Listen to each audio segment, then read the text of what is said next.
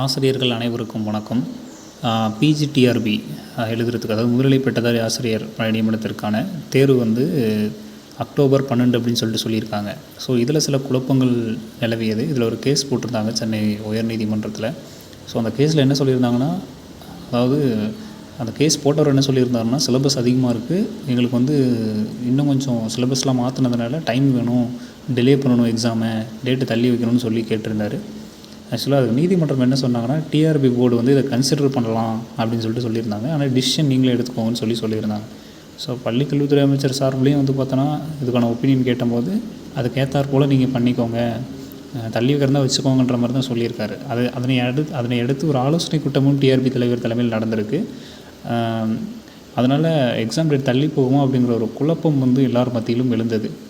ஆனால் இப்போ வரைக்கும் டிஆர்பிலேருந்து எந்த அப்டேட்டும் இல்லை. நம்ம டிஆர்பி ஹெல்ப்லைனில் கேட்கும்போது என்ன சொல்கிறாங்கன்னா, அது திட்டமிட்டபடி நடக்கும் அப்படின்னு தான் சொல்கிறாங்க. அதனால் மேபி மாறுறதுக்கு சான்ஸ் இருந்தாலும் அது மிகவும் குறைவு அப்படின்னு தான் சொல்லணும். மேக்ஸிமம் மாறாது. 12ஆம் தேதி உறுதியாக எக்ஸாம் இருக்கும் அப்படின்ற நோக்கத்தோடு தொடர்ந்து படிங்க.